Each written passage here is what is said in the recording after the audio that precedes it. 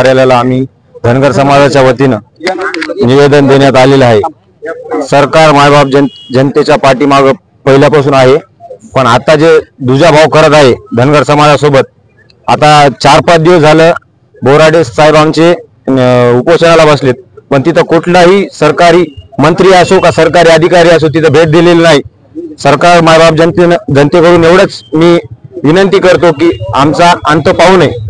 जर आमचा अंत पाहायचा असेल तर आम्ही आता जी बोराडे साहेब जी भूमिका घेताल त्यावर आम्ही ठाम राहून पुढची दिशा ठरवू। आज परभणी जिल्ह्यातील सर्व धनगर समाज बांधवांच्या वतीनं आपले उपोषणकर्ते जालना येथील दीपकभाऊ बोराडे धनगर समाज एसटी आरक्षणाच्या अंमलबजावणीसाठी आज 17 सप्टेंबरला त्यांनी या ठिकाणी आंदोलन उपोषण अमर उपोषण सुरू केलं आहे, पण अद्यापही जिल्हा प्रशासनानं आणि किंवा महाराष्ट्राच्या वतीने त्या आंदोलनाची दखल घेतलेली नाही।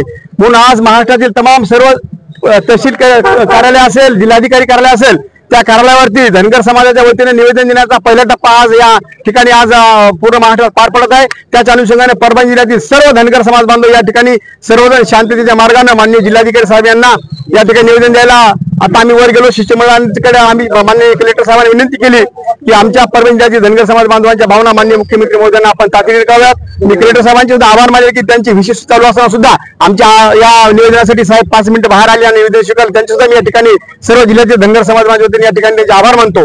आणि येत्या 24 तारखेला आज आमच्या आंदोलनात दखल नाही घेतली तर येत्या 24 तारखेला जालना या ठिकाणी भव्य आणि दिव्य असा मोर्चा, त्या मोर्चाचं नाव आहे इशारा मेळावा। या सरकारला इशारा द्यायचा आहे की या 24 तारखेला जर या सरकारनं धनगर समाज एसटी आरक्षणाची अंमलबजावणी नाही केली तर येत्या 24 तारखेला महाराष्ट्रातील पूर्ण समाज बांधव त्या ठिकाणी जालना या ठिकाणी मोठ्या संख्येने रस्त्यावर उतरणार आहे। मी परभणी जिल्ह्यातील सर्व धनगर समाज बांधवांना विनंती करतो, आपण कुणी कोणाच्या फोनची कशाची वाट न पाहता सर्वांनी आपण गळ्यामध्ये पिवळा रुमाल टाकून आपली शिदोरी घरची भाकर वगैरे घेऊन सगळं पाण्याची व्यवस्था करून आपापल्या प्रत्येक गावातून गाड्या घेऊन यायची, कुणाच्या फोनची वाट पाहिजे नाही, त्या आंदोलनामध्ये सहभागी व्हावं अशी मी परभणी जिल्ह्यातील सर्व धनगर समाज बांधवांना या ठिकाणी कळकळीची विनंती करतो। जर आपण आता घरात बसाल तर उद्या येणाऱ्या काळामध्ये आपल्या मुलांचं जेव्हा आरक्षण जाईल तेव्हाच आपल्या आजोबा मुलगा वडिलाला विचाराल, आजोबाला विचार की साहेब ज्यावेळेस आरक्षणाची लढाई चालू होती त्यावेळेस तुम्ही कुठे होतात, तर त्यावेळेस जर तुम्ही म्हणले की मी बाहेर कामात होतो तर तुमचा मुलगा तुम्हाला माफ करणार नाही। म्हणून येणाऱ्या काळासाठी आपल्या मुलाबाळाच्या भविष्यासाठी आपण या 24 तारखेला मोठ्या संख्येने परभणी जिल्ह्यातून,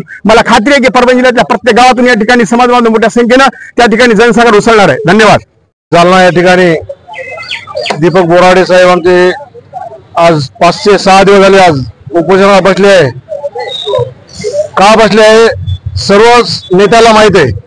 आज किती दिवसापासून आम्हाला एसटीचं आरक्षण भेटत नाही आणि कॅबिनेट मध्ये मुख्यमंत्री साहेब देवेंद्र फडणवीस साहेब यांनी देऊ म्हणून सांगितलं। 2000 इलेक्शनला सर्व 2014 मध्ये सर्व समाज बांधव ओबीसी समाज त्याच्यासोबत होता आणि आम्ही धनगर समाज सुद्धा त्याच्यासोबत आहे आणि त्यांना निवडून आणलं ते पहिल्या कॅबिनेटमध्ये आम्हाला आरक्षण देतो म्हणून सांगितलं। आतापर्यंत त्याचं आश्वासन त्याचं बरेच वेळ झालेलं आहे। आता आम्ही आरक्षण घेतल्याशिवाय सर्व समाज बांधव त्या ठिकाणी उठणार नाही आणि येणाऱ्या 24 तारखेला जालना या ठिकाणी भव्य दिव्य असा आंदोलन त्या ठिकाणी करणार आहेत आणि 24 तारखेला जर आम्हाला जर पत्र नाही दिलं तर आम्ही परभणी जिल्ह्यामध्ये आमदार, खासदार, पालकमंत्री याला कोणालाच फिरू देणार नाही। आज खासदार साहेबाला लाज वाटायला पाहिजे। इलेक्शनच्या टायमाला त्याने मुख्य जानकर साहेब आपला जरांगे साहेब मुंबईला जाऊन जरांगे साहेबांच्या बाजूला पडले आणि त्याला एसटी समाजाला धनगर समाजाची लाज वाटत नाही, त्याला धनगर समाजावर येऊन बसायची। आमच्या समाजावर निवडून आलेले ते आतापर्यंत धनगर समाजामुळं आणि ते धनगर समाजाला भेट दिली नाही, परभणीच्या कोणत्या पालकमंत्र्यांनी दिली नाही, आमदारांनी दिली नाही, खासदारांनी दिली नाही। जर 24 तारखेपर्यंत त्यांना भेट दिली नाही तर याला परभणी सुद्धा फिरू देणार नाही। धनगर समाज सुद्धा त्याला फिरू आंदोलन केल्याशिवाय परभणीमध्ये कोणाच फिरू देणार नाही।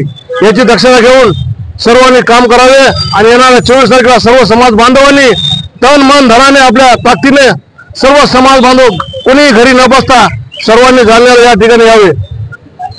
घरून सर्वांनी खाण्याचे जेवणाचे भाकर भाजी जे काय असेल, पाणी असेल, सर्वांनी फराळाचं असेल आपलं सोबत घेऊन यायचं। चटणी भाकर का असेल ना आपण सोबत येऊन त्या ठिकाणी जालन्या या ठिकाणी सर्वांनी पोहोचणी करायचं। सर्वांनी ठीक 11 वाजेपर्यंत जालन्याला यावं हीच विनंती करतो। कलेक्टर ऑफिसला धनगर समाजाची एसटी अंमलबजावणी व्हावी यासाठी निवेदन दिलेलं आहे, शांत मार्गाने दिलेलं आहे। पण आमची सरकार मायबापला एवढी विनंती आहे की आमच्या बोराडे साहेबाचा अंत पाहू नये किंवा धनगर समाजाचा अंत पाहू नये. जर तुम्हाला आमचा अंतच पाहायचा असेल आणि तुम्हाला जर वाटत असेल मुंबई जाम करायची तर मुंबई आम्ही माणसं सोडा आमच्या निश्चित मेढ्या जाम करून दाखवतो. तुम्हाला मुंबई आमच्या मेढ्या जाम करून दाखवतो. धनगर समाज तर वेगळाच राहिला. आम्ही असे घरातले एक पाऊल सुद्धा हलवून देण्याची ताकद ही धनगर समाजामध्ये आहे. धनगर समाजाचा अंत पाहू नका. आम्ही तुम्हाला भीक मागत नाहीत. आमचं एसटी मधलं आरक्षण हक्काचं आहे आणि हक्काचं वागतोय. फक्त तुम्हाला अंमलबजावणी करायची.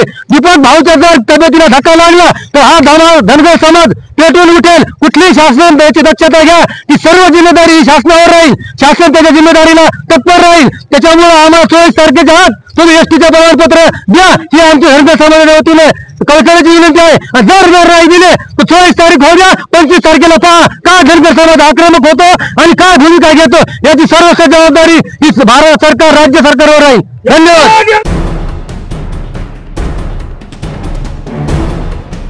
सकाळी 8 वाजता निघायचा प्रयत्न करा.